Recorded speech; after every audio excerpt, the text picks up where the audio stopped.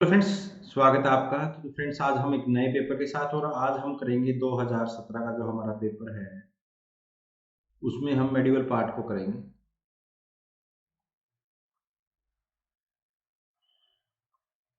ठीक है, medieval part को करेंगे और ये पार्ट नंबर 2 रहेगा और इसके बाद मॉडर्न आएगा।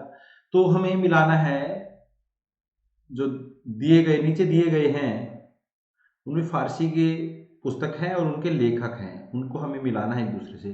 तो ताजुल मासिर के देखते ही हमें नाम याद आता है हसन निजामी का ना। हसन निजामी किसके दरबार में थे? कुतुबुद्दीन ऐबक के दरबार में थे, है ना। ये सल्तनत का पहला सरकारी ऐतिहासिक संकलन है।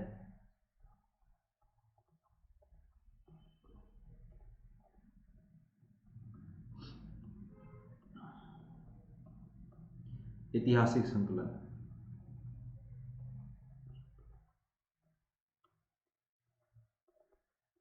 ठीक है, याद रखना। तारीख मुबारक शाही किसने लिखी थी? तारीख मुबारक शाही है याह्या बिन अहमद सरहिंदी ने लिखी थी।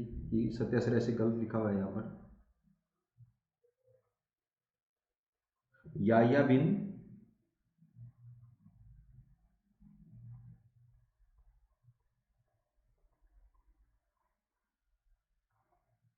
ठीक है, सरहिंदी ने लिखी थी, जो कि तारीख मुबारक शाही मुबारक शाह के काल में लिखी गई थी ना। मुबारक शाह के काल में लिखी। मुबारक शाह जो थे, उस सैयद वंश के दूसरे शासक थे।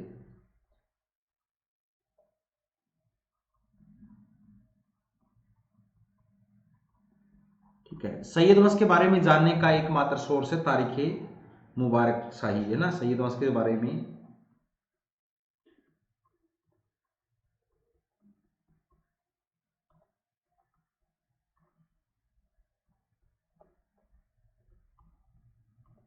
ठीक है, दूसरी बात क्या है खास इसमें? फिरोज शाह तुगलक की नहरी व्यवस्था का वर्णन किया गया है। फिरोज शाह तुगलक की,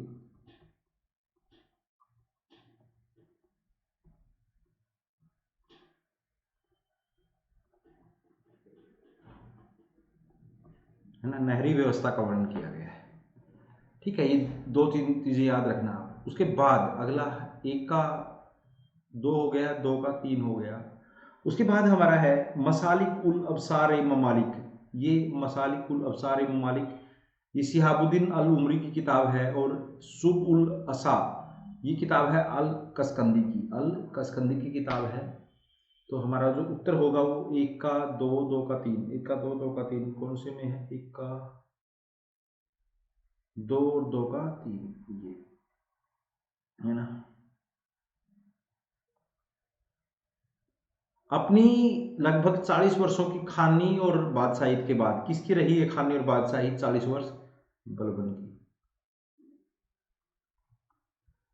के दौरान उसने कभी बाजार के लोगों से, संगीतकारों से, विदूषकों से बात नहीं की है। कथन जियाउद्दीन बर्नी किस सुल्तान के बारे में लिखता है? तो हमने पता लग गया कि बलबन, है ना, बलबन उच्च कुलीनता में विश्वास करता था।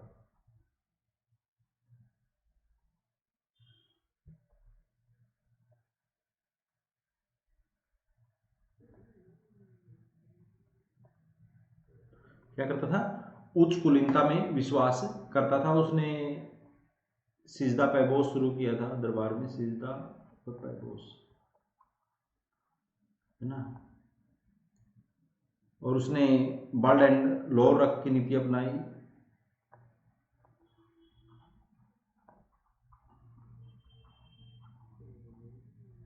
लोअर रक्त की नीति अपनाई उसने। ठीक है, उसके बाद नासिरुद्दीन मोहम्मद, आपको जानते हैं इसको, मिनहाज ने दिल्ली का आदर्श सुल्तान कहा।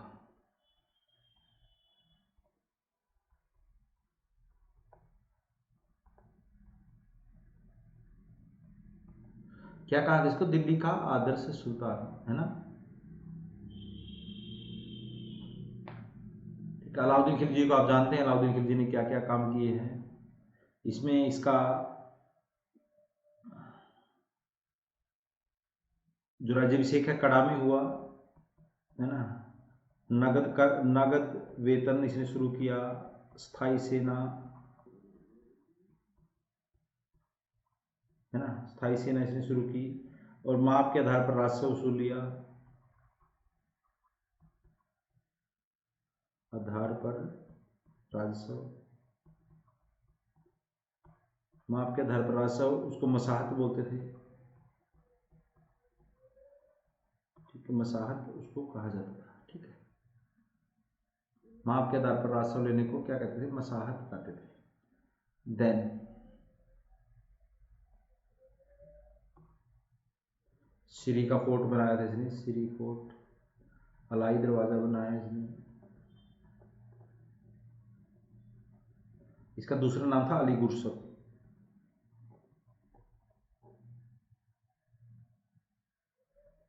ठीक है, मोहम्मद बिन तुगलक को आप जानते हैं, पढ़े लिखा मूर्ख सुल्तान कहते हैं इसको, पढ़ा लिखा मूर्ख सुल्तान, जो अपनी योजनाओं के लिए जाना जाता है।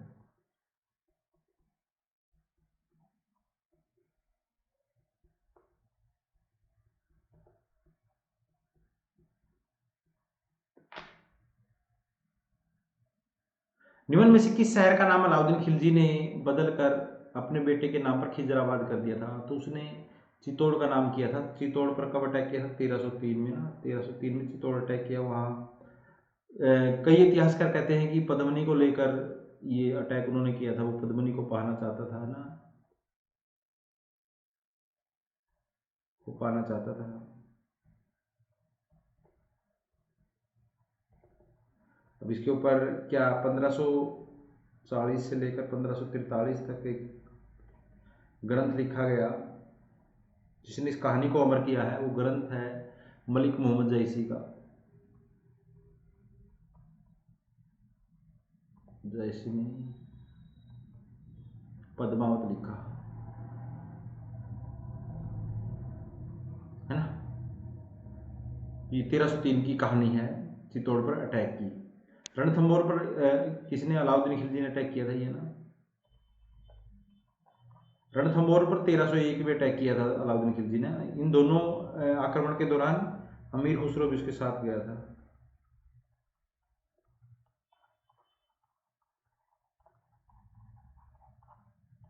ठीक, अमीर खुसरो भी उसके साथ गया था। और दूसरी बात, क्या खास बात है, यहाँ पर खजाइन उल फतूह, रणथंभौर जो अभियान था उसके बाद खजाइन फतूह में, खजाइन उल फतूह क्या किया था? खजाइन उल फतूह में अलाउद्दीन खिलजी की विजय बयानों, है ना, का वर्णन किया था ना। और इसमें रणथंभौर के बाद पहली बार जोर प्रथा का वर्णन,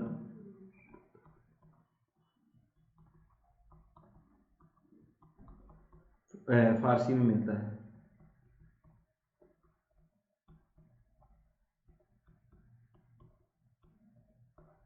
ठीक है,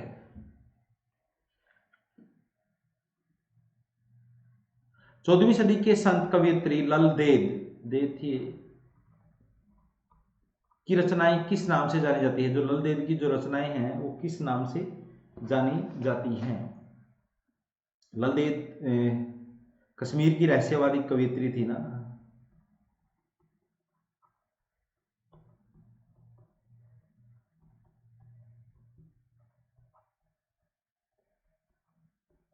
ठीक है, और इसको क्या कह सकते हैं, इसकी रचनाएं वाक नाम से जानी जाती थी। और एकमात्र अलवार संत कौन थी? एकमात्र अलवार संत मंडाला, जिनको क्या कहते थे? दक्षिण की मीरा।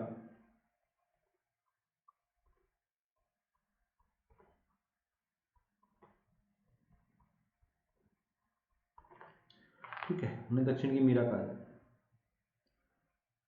जियाउद्दीन बर्ली उल्लेख करता है कि शराब पर प्रतिबंध के बावजूद नशेड़ी और व्यभिचारी अयास लोग अपने घरों के भीतर वटियां लगाकर शराब बनाते थे और उन्हें ऊंचे दामों पर बेचते थे। उपयुक्त कथन जियाउद्दीन बर्नी ने निम्न में से किसके लिए कहा है? वो अलाउद्दीन खिलजी के समय के बारे में बात कर रहा है कि अलाउद्दीन खिलजी ने विद्रोह को रोकने के लिए ना शराब पर प्रतिबंध लगाया।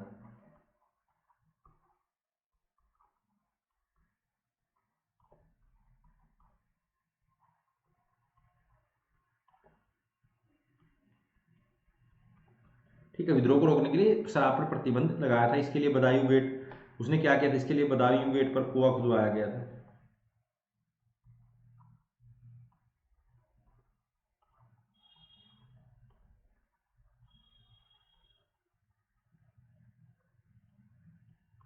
बदायूं गेट पर कुआं खुदवाया, और जहां पर, ताकि शराबी, कोई शराब पी के मिले ना, उसको उसमें फेंक दिया जाए। अगर आजकल ऐसा कर दे तो दिन में 12 बजे से पहले एक कुआं भर जाएगा। तो उसके बाद, ठीक है। और मुगल काल में शराब और तंबाकू पर किसने प्रतिबंध लगाया? मुगल काल में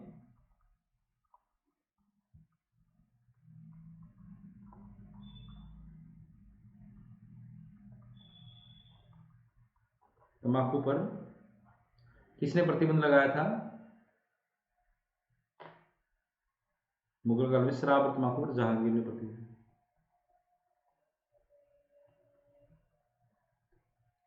किसने प्रतिबंध लगाया? जहांगीर ने प्रतिबंध लगाया था।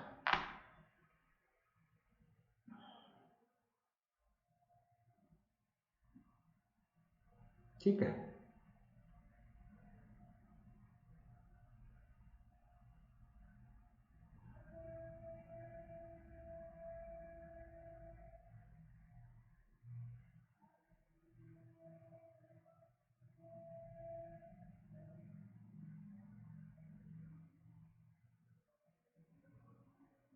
फिरोज शाह तुगलक ने क्या किया था? फिरोज शाह तुगलक जाना जाता है ब्राह्मणों पर जजिया लगाने के लिए ना।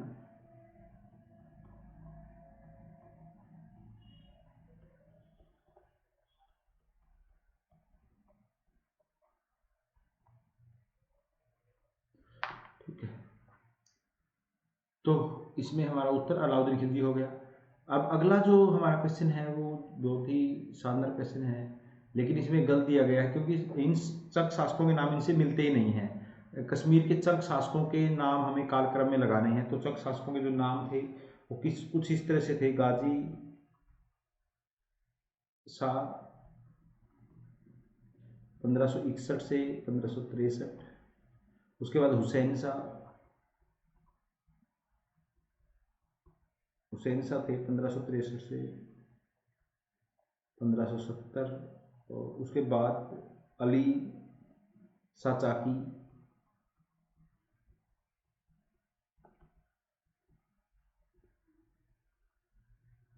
है ना, 1570 से 76, और उसके बाद यूसुफ शाह चाकी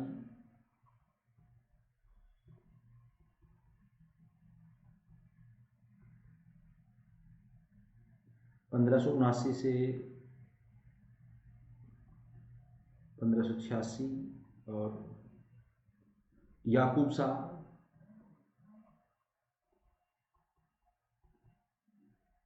1586 से 1589। ठीक है, ये तो इसमें जो यूसुफ शाह चाकी है, इनकी जो कब्र है,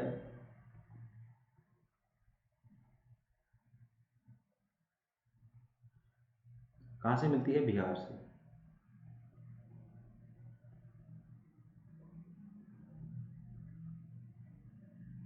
ध्यान में रखना है ना, और ठीक है, इसको आप ध्यान में रखिएगा।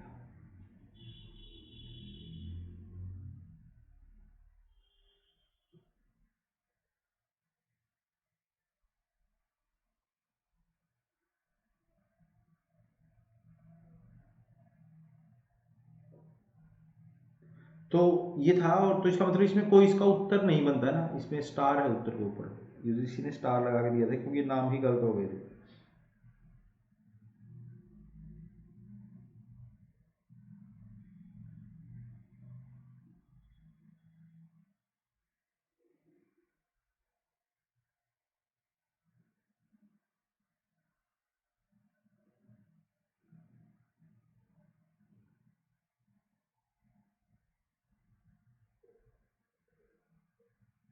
है ना,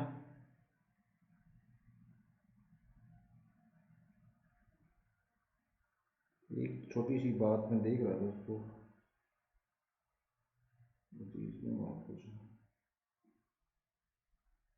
हम्म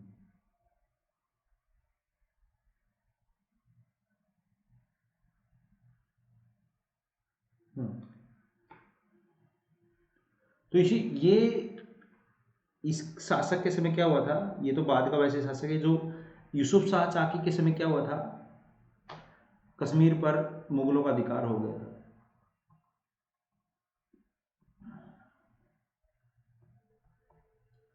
ना 1586, 1589 में, सॉरी, हाँ 86 में, सॉरी। ठीक है।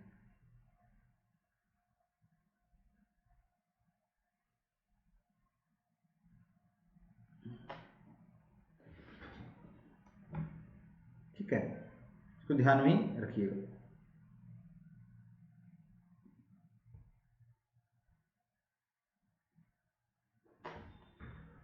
चलिए नेक्स्ट क्वेश्चन। यह उनका रिवाज है कि जिस व्यक्ति को यह दी जाती है वह अपने उसे कंधे पर रख के लेकर अपने कंधे पर रखता है और उसके हाथ में थाली लेकर उसे कंधे पर रखता है और उसके बाद अपने दूसरे हाथ से धरती को छूकर अभिवादन स्वीकार करता है। सुल्तान मोहम्मद तुगलक द्वारा अपने अमीरों और विदेशी मेहमानों के दावतों का उल्लेख करते हुए निम्न में से किसने यह विवरण दिया है? ये विवरण दिया है इब्न बतूता ने ना, है ना, ये कॉर्निश कहते थे, कॉर्निश। तो ये किसने दिया है? ये दिया है विवरण इब्न बतूता ने। किसने दिया है? इब्न बतूता ने ये विवरण दिया है, जो कि 1333 में भारत आया था। 1333 में भारत आया मोहम्मद बिन तुगलक एमबीटी के समय।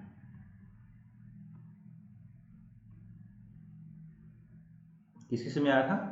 एमबीटी के समय भारत आया था। ठीक है। उसके बाद अब्दुल रजाक है, जो 1443 में देवराय द्वितीय के समय भारत आया था। और विजयनगर की जो सेना की संख्या 11 लाख बताई, सेना की संख्या 11 लाख बताई।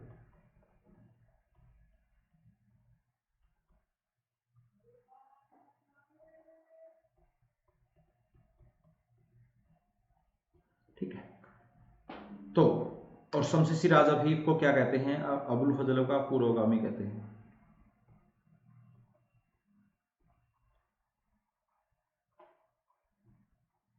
है ना। इसने किताब लिखी थी तारीख फिरोज शाही।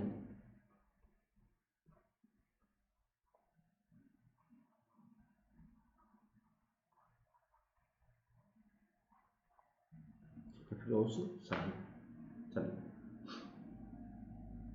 किसने अपनी रचना मदनू सिफाए सिकंदर शाही को समझने के लिए निम्नलिखित तर्क प्रस्तुत किए? पहली बात तो यह है कि यूनानी दवाएं भारत की जलवायु के अनुरूप नहीं है।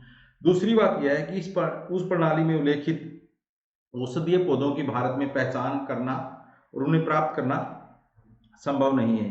ये किसने कहा था? ये मियाँ बुआ ने कहा था। मियाँ बुआ सिकंदर लोदी के वजीर थे।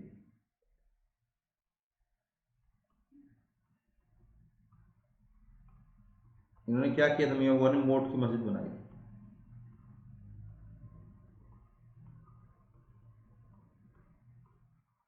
है ना। मियाँ बुआ ने क्या किया था? मोट की मस्जिद बनाई। कादियों के मार्गदर्शन के लिए प्रमाणित कृति हनफी फिवै से महत्वपूर्ण कारण उदाहरणों को निकालकर उन्हें संकलित करने का जो काम औरंगजेब ने करवाया, उसे क्या नाम दिया गया? औरंगजेब ने जो ये पुस्तक लिखवाई, उसे क्या नाम दिया गया था? उसे फतवाए आलमगीरी नाम दिया गया था, है ना। फतवाए आलमगीरी उसको नाम दिया गया था। ठीक है। जो जो कि किसने, ठीक है, फतवाए आलमगीरी इसको नाम दिया गया था। तो एक सेकंड रुकिए, एक सेकंड, तो इसी फतवाए आलमगीरी के ऊपर देखना है मेरे को कुछ डिटेल। फतवा आलमगिरी, फतवा आलमगिरी।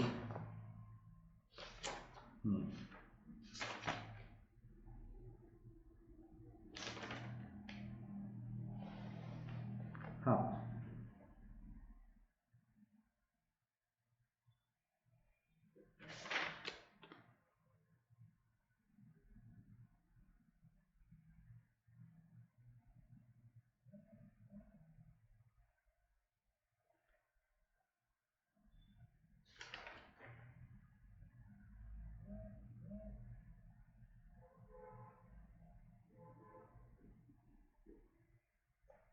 ठीक है। काजमी ने लिखी थी ये, काजमी की उसमें हुआ था ये, काजिम सिराजी की रचना इसके उसमें हुई।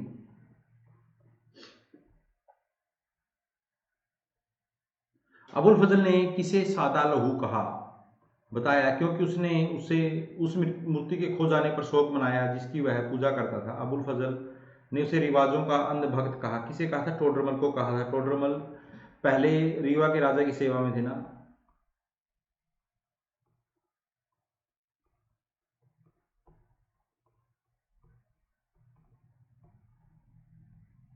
ठीक है, रीवा के राजा की सेवा में थे और टोडरमल बैसाला व्यवस्था के लिए जाने जाते हैं।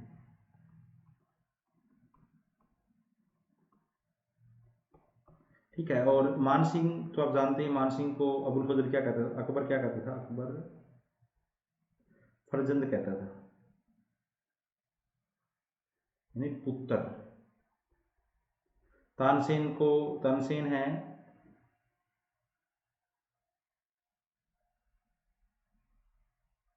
हाँ सॉरी, जो रीवा के राजा की सेवा में थे वो तानसेन थे। टोडरमल तो शेरशाह की सेवा में था। सॉरी सॉरी,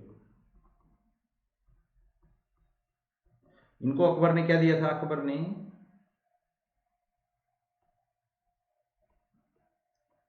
कंठा वर्णवाणी विलास।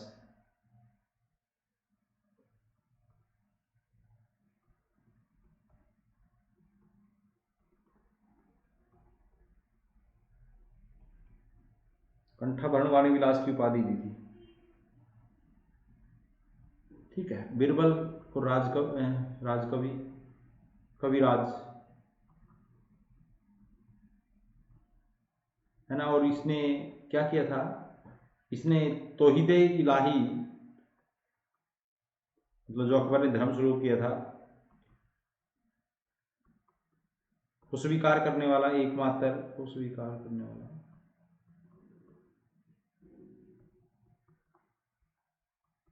एकमात्र हिंदू है ये। ठीक है, तो हमारा उत्तर ये आएगा।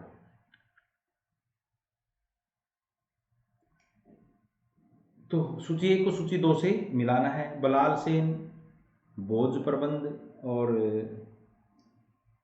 जगन्नाथ पंडित, रस गंगाधर, कृष्णदेव,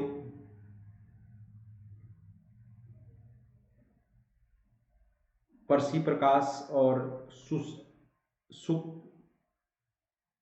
सुख ने क्या लिखा?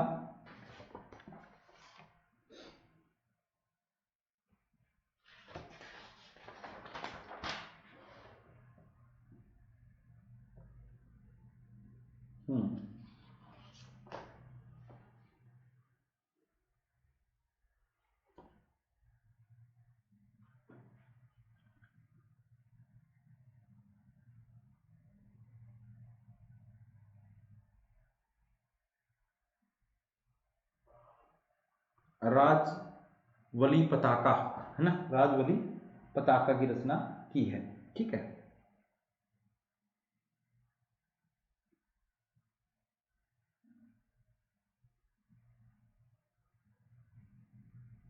तो इसमें उत्तर 1 का 3, 2 का 1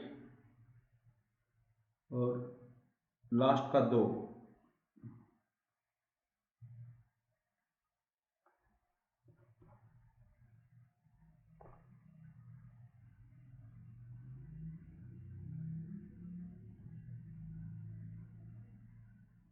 निम्न में से कौन सा हुंडी का प्रकार नहीं था? हुंडी क्या होती थी? मेडिवल काल की चेक कह लीजिए इसको। तो हुंडी का प्रकार कौन सा नहीं था? जब्ती हुंडी कोई हुंडी नहीं होती थी, जब्ती और फसलाना हुंडी कोई हुंडी नहीं होती थी ना। हुंडी जारी करने का काम कौन करता था? हुंडी जारी करने का कार्य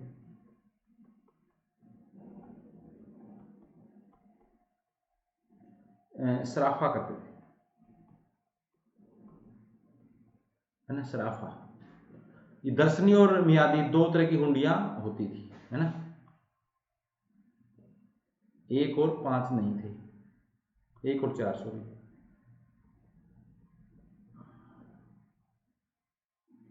निम्न ऐतिहासिक भवनों को उनके कालक्रम में लगाना है। ऐतिहासिक भवनों को उनके कालक्रम में बताना है कि कौन सी की इमारत का रचना बनाई कब गई।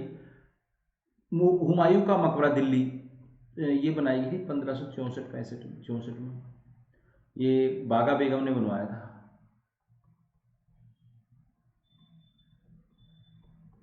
है ना। अटाला मस्जिद जौनपुर में हुसैन शाह सार्की ने बनवाई थी। सार्की 1408 में, इब्राहिम शाह सार्की ने, सॉरी।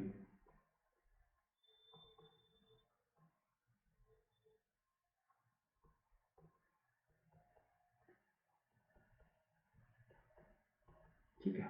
और रबिया दुरानी का मकबरा, रबिया दुरानी का मकबरा औरंगाबाद जो है 1672 में बना, औरंगजेब ने बनवाया।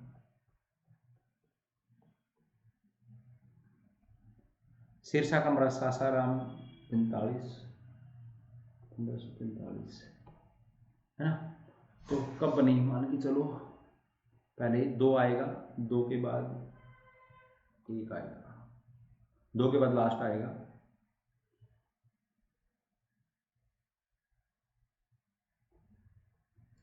मुगल शाही घराने की निम्नलिखित में से किस महिला ने गायों को चराई के लिए अपनी जागीर दी थी? हमीदा बानो बेगम ने दी थी। हमीदा बानो बेगम अकबर की माता थी। और ये कहते हैं कि इनकी मृत्यु पर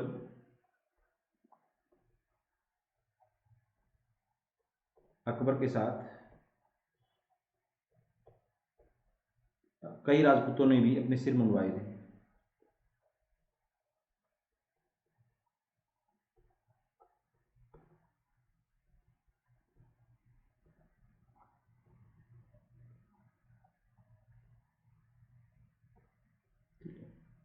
महामंगा पर्ता शासन के प्रमुख,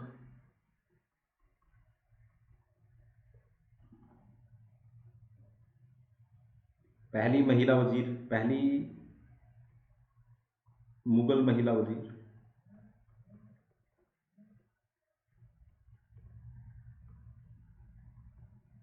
नूरजहां मेहरुनिसा। और मुगल काल की सबसे शक्तिशाली महिलाओं में से एक मुमताज महल अर्जुमंद बानो बेगम।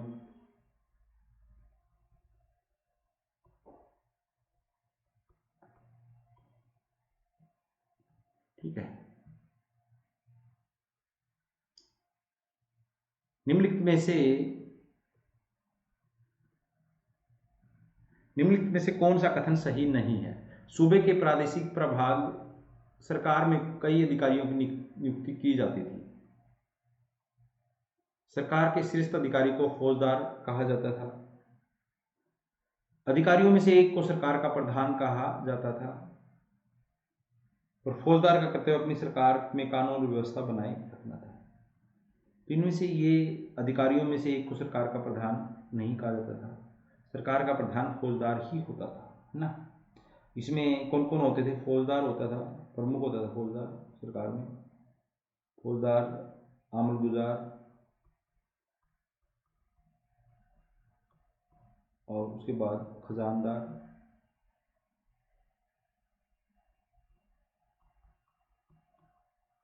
और वित्तीकर्त्री,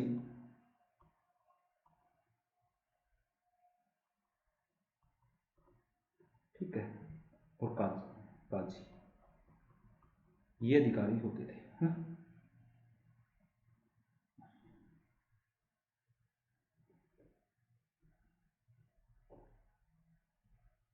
औरंगजेब ने अपनी बातचीत के दौरान मिर्जा मरकुस मफवी से उसे संगीत के बारे में अपने विचार प्रकट करने को कहा। संगीत के बारे में औरंगजेब ने के विचार के संदर्भ में क्या सही है, उसने क्या कहा था? उसने ये सभी बातें कहा था। संगीत मुबरा है, ना अच्छा है ना बुरा है, ना मुबाह है, ना अच्छा है ना बुरा, इसके बिना जिया जा सकता है। मैं गायन और वाद्य संगीत नापसंद करता हूँ। मैं बिना बांसुरी खासकर पखवाज के संगीत नहीं सुन सकता। बांसुरी एक मत से प्रतिबंधित, एक मत से इस्लाम में प्रतिबंधित है, इसलिए मैंने संगीत छोड़ दिया है। मतलब औरंगजेब ने संगीत पर प्रतिबंध लगाया था ना, दरबार में संगीत पर प्रतिबंध लगाया था।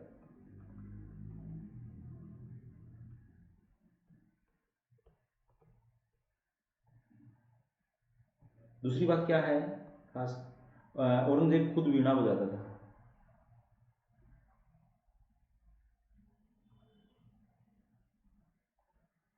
ठीक है, खुद वीणा बजाता था। अकबर नगाड़ा बजाता था।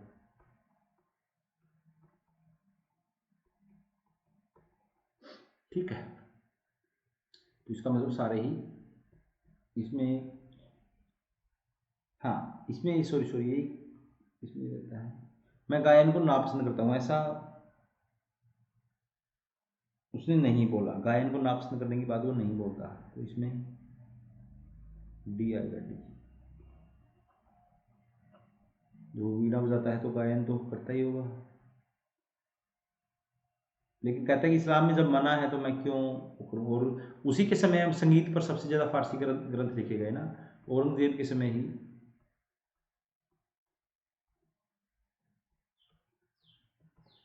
संगीत पर सर्वाधिक फारसी ग्रंथ लिखे गए।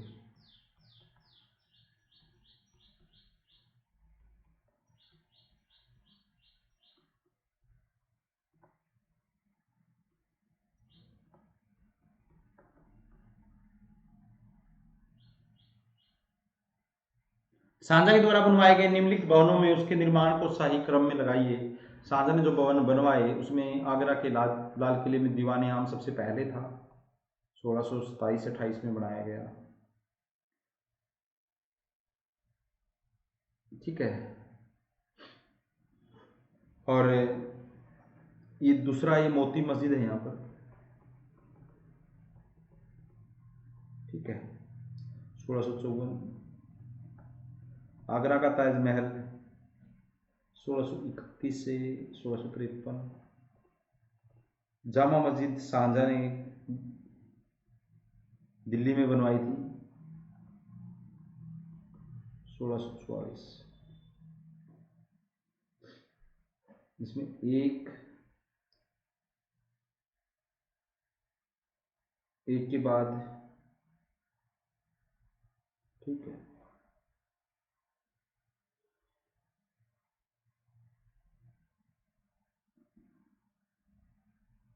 एक के बाद लास्ट आना चाहिए।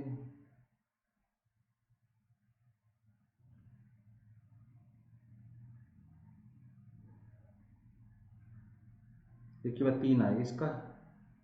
ये 44 नहीं मिलेगी, ये बाद का है इसका कुछ। चेक कर लेते हैं एक बार इसको।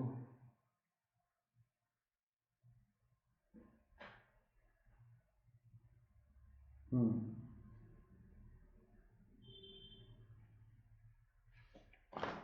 44 से 56 है ये। तो एक के बाद तीन, तो ये इसका उत्तर है। तो इसको शाहजहां के काल को स्थापत्य कला का स्वर्ण काल कहते हैं ना, शाहजहां के काल को।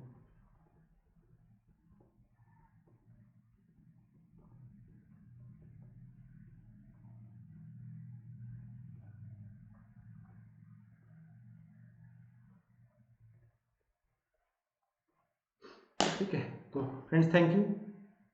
नेक्स्ट पार्ट में मिलते हैं।